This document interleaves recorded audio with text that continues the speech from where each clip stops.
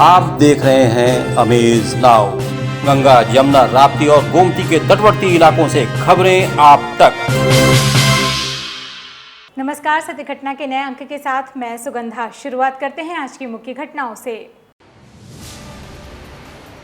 उत्तर प्रदेश के पूर्व मुख्यमंत्री कल्याण सिंह पंचतत्वों में विलीन। गोरखपुर जिला प्रशासन ने जारी की बाढ़ग्रस्त 133 गांवों की सूची। गोरखपुर में शुरू हुआ यूपी क्रिकेट एसोसिएशन के तत्वावधान में खिलाड़ियों का चयन, 100 खिलाड़ियों का हुआ ट्रायल। उत्तर प्रदेश अधीनस्थ सेवा चयन आयोग द्वारा आयोजित 2021 प्रारंभ परीक्षा 24 अगस्त। गोरखपुर में परीक्षा देंगे 81,000 अभ्यर्थी। और अफगानिस्तान से स्वदेश सकुशल लौटा गोरखपुर का युवक। अब सत्य घटना विस्तार। गोरखपुर जनपद में राप्ती, रोहिन, घाघरा समेत अन्य नदियों का जलस्तर लगातार बढ़ने के कारण जिले के 133 गांव बाढ़ की चपेट में आ गए हैं, जिसकी वजह से हालात बिगड़ते जा रहे हैं। अब तक बाढ़ से करीब 5500 हेक्टेयर क्षेत्रफल एवं 60,000 से अधिक लोग प्रभावित हो चुके हैं। जिलाधिकारी ने सभी एसडीएम, तहसीलदार एवं सिंचाई विभाग के अधिकारियों को बाढ़ग्रस्त क्षेत्रों का निरीक्षण करने का निर्देश दिया है। इस संबंध में एडीएम एफआर राजेश सिंह ने बताया कि नदियों का जलस्तर लगातार बढ़ रहा है। बाढ़ग्रस्त क्षेत्रों में राशन, दवा सहित अन्य सुविधाओं को देखा जा रहा है और मेरुंड गांव में प्रशासनिक अमला लगातार नजर बनाए हुए है। हमारे जनपद में 6 नदियां हैं, जिसमें राप्ती और सरयू, घाघरा मुख्य तौर पे है। नदियों का जलस्तर बढ़ रहा है और अब तक लगभग 133 गांव हमारे यहाँ प्रभावित हो गए हैं, परंतु कहीं पर किसी भी प्रकार की कोई समस्या नहीं है। ऐसे गांव जो मैरूंड हो गए हैं, वहाँ के लिए राहत सामग्री का वितरण किया जा रहा है। डीएम साहब, एडीएम साहबान, एसडीएम साहबान भ्रमणशील हैं। हमारी बाढ़ चौकियाँ एक्टिव हैं और कहीं से किसी भी अप्रिय घटना की कोई सूचना नहीं है और हम लोग तत्पर हैं कि कहीं पर कोई किसी प्रकार की घटना दुर्घटना ना हो। देश में कोरोना की तीसरी लहर के आने का खतरा बना हुआ है। दूसरी लहर में दवाओं की किल्लत को देखते हुए स्वास्थ्य और औषधि विभाग ने अभी से तैयारियां शुरू कर दी हैं।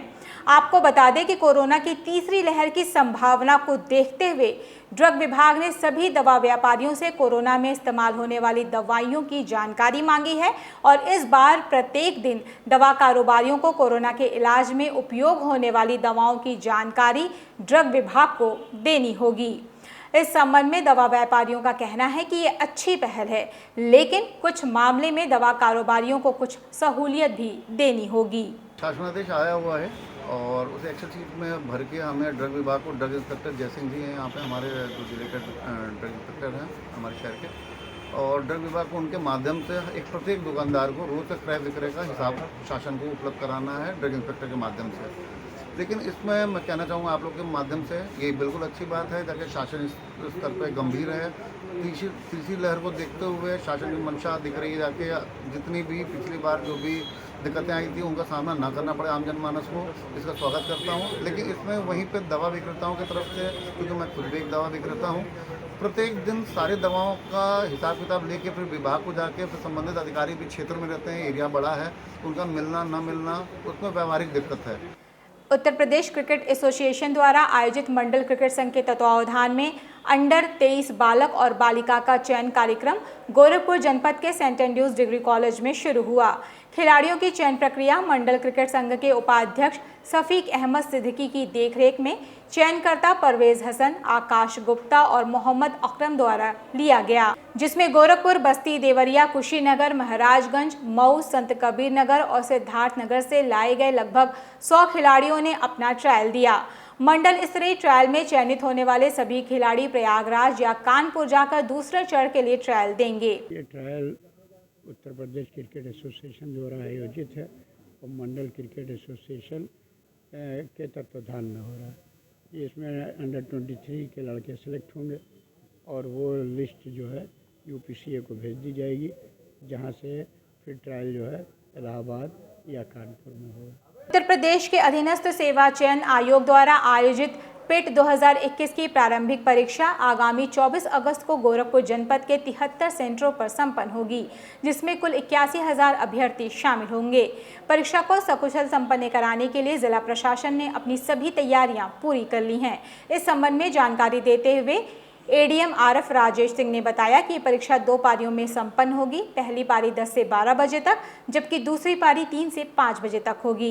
उत्तर प्रदेश अधीनस्थ सेवा चयन आयोग के द्वारा प्रारंभिक अहर्ता परीक्षा 2021 आयोजित की जा रही है। ये 2 पालियों में है और दोनों पालियों में अलग अलग विद्यार्थी हैं। पहली पाली 10 से लेकर के 12 बजे तक है और वो उसी पाली में दे करके उनकी परीक्षा समाप्त हो जाएगी।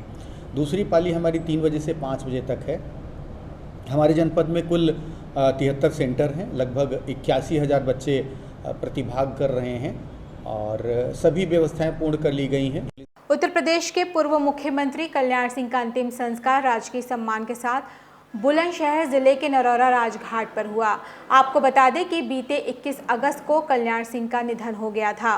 वे 89 साल के थे और पिछले करीब 1.5 महीने से अस्पताल में भर्ती थे। उनके अंतिम संस्कार में सीएम योगी, गृह मंत्री अमित शाह और रक्षा मंत्री राजनाथ सिंह समेत कई बड़े नेता शामिल हुए।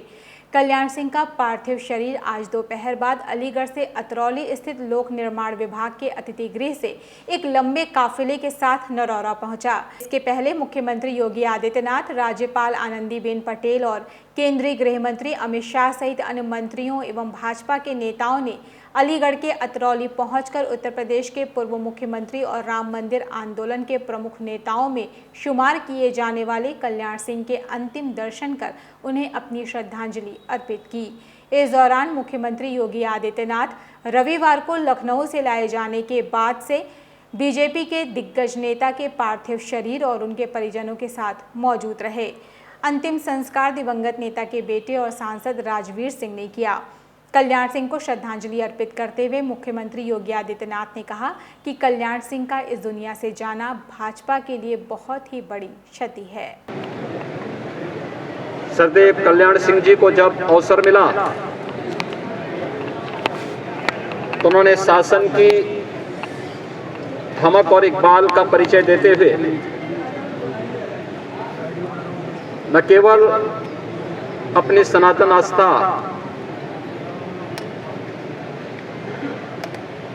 को पूरी मजबूती के साथ सबके सामने प्रस्तुत किया, बल्कि उन्हें ये बोलने में गर्व की अनुभूति नहीं हुई कि मर्यादा पुरुषोत्तम भगवान श्री राम के लिए एक बार नहीं बल्कि हजारों बार भी सत्ता को ठोकर मारनी पड़े तो मैं बार बार मारूंगा, लेकिन हम अपनी आस्था के साथ और अपने प्रभु श्री राम का अनादर कभी स्वीकार नहीं कर सकते। गोरखपुर जनपद में नदी के किनारे बसे गांव में बाढ़ की स्थिति बनी हुई है, जिसकी वजह से स्थानीय ग्रामीणों में भय का माहौल व्याप्त होने के साथ ही उनके घरों में बाढ़ का पानी घुसने की वजह से सड़कों पर जिंदगी गुजारने को मजबूर हैं। हम बात कर रहे हैं महानगर से सटे सतुहड़ और बैरबगुआ गांव की, जहां राप्ती और रोहिन नदी के बढ़ते जलस्तर के कारण ये गांव नदियों के पानी की वजह से चारों तरफ से घिर चुका है, जिसकी वजह से यहां के स्थानीय नागरिक अपना आशियाना सड़क के किनारे बनाए हुए हैं। पीड़ित नागरिकों का कहना है कि उन्हें सरकार की तरफ से अभी तक किसी भी प्रकार की कोई मदद नहीं मिल पाई है और बीती रात हुए मूसलाधार बारिश ने हमारी मुसीबतों को और भी बढ़ा दिया है। नूरजहां, अभी क्या दिक्कतें हो रही हैं आप लोगों को? कैसे आप लोग यहाँ पे आए हैं? अब बाढ़ एरिया आया भैया, पूरा घर में पानी भर गया है, कोई सुनवाई नहीं हो रहा है। का करल जा, सड़क पे बसे हुए हैं, का करल जा, कोई अन्निक पन्निक भी नहीं मिल रहा है कि घेर घार लेवा जाए। तो बारिश भी आज रात में हुई है, बहुत तगड़ा हुआ भैया, बहुत तेज। हम लोग बैठ बहुत दिक्कत है भैया, का करल जा, लेके बैठे थे हम लोग। कोई मदद नहीं मिल रहा अभी कोई मदद नहीं मिल रहा भैया, कोई सुनवाई नहीं हो रहा है। बाढ़ आया था, कोई मदद नहीं है, कोई सुनवाई नहीं भैया। 4 बच्चे हैं भैया। कब से यहाँ पर हैं आप? हम लोग कल से परसों से हैं, 3 दिन हुआ था, कोई मदद नहीं है। बच्चे भूखे मर रहे हैं। हो रही हैं आप लोगों को? मन के चाउर चूरा सब भीग गया भैया, कोई मदद नहीं है, कोई सुनवाई नहीं है। अच्छा, जगह कौन सी है ये? ये बालिंग मैदान बहरामपुर। अच्छा, आप लोगों का जो घर है वो कहाँ पे है? ये अरे अंदर है रौजे में, वो डूब गया है? डूब गया पूरा, अंदर पूरा गटई तक पानी आ गया। अफगानिस्तान में बिगड़े हालातों के बीच वहां से सकुशल घर पहुंचे गोरखपुर जनपद के चौरी चौरा निवासी शैलेंद्र शुक्ला के घर आज खुशी का माहौल है। उन्होंने घर पहुंचते ही सबसे पहले सरकार और मीडिया को धन्यवाद दिया। अफगानिस्तान के मौजूदा हालात के बारे में जानकारी देते हुए शैलेंद्र शुक्ला ने बताया कि अफगानिस्तान का माहौल काफ़ी ख़राब है। वहाँ के लोगों की स्थिति देखकर आंखों में आंसू आ जा रहे हैं। पूरे विश्व में सिर्फ अपना भारत ही बहुत ही अच्छा देश है जहां लोग खुली हवा में सांस ले सकते हैं। उन्होंने वतन वापसी की पहले की कहानी बताते हुए बताया कि तालिबान के लोगों ने एयरपोर्ट पर हम लोगों को बंधक बना लिया था, लेकिन मीडिया के माध्यम से जब बंधक बनाने की खबर न्यूज़ चैनलों पर चली तो हम लोगों के प्रति तालिबानियों का रवैया बदल गया और लगभग 4 घंटे बाद हम लोगों को छोड़ दिया गया। तालिबानी ये दिखाने की कोशिश कर रहे हैं कि हम नरम दिल हैं, लेकिन हालात इससे इतर हैं। वहां एक गोली चलने की आवाज के बाद लगातार गोलियां चलनी शुरू हो जा रही थीं, जिसकी वजह से हम काफी डरे हुए थे। लेकिन सरकार और मीडिया को मैं धन्यवाद देना चाहता हूं कि हम सकुशल अपने घर, अपने वतन वापस आ गए। एक तालिबानी एक गोली मारता था, दूसरा तालिबानी का ऊपर खड़ा है तो 4 गोली फायर करता था। वहाँ गोली ऐसे लग रहा था जैसे वो खिलौना है। डर का माहौल इतना था पूछे मत। वहाँ पे तालिबानी लोग अपना चेहरा दिखाए कि हम लोग अच्छे हैं, आप लोग कुछ नहीं किया। लेकिन हम लोग जब वापस आ रहे थे उधर से, रास्ते में जाम लगा हुआ था। तालिबानी लोग आदमी लोगों को, हमने 5-6 हज़ार आदमियों को घेरे हुए थे और गोली पे गोली में फायर कर रहे थे, आदमी लोगों को मार पीट रहे थे।